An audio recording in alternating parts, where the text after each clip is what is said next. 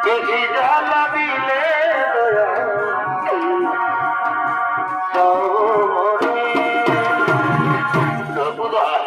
ধর্মদা আমার খুবই জোর পিপাসা লেগেছে দেবে তাও না গো আমাকে একটু ঝোল দাও ও গো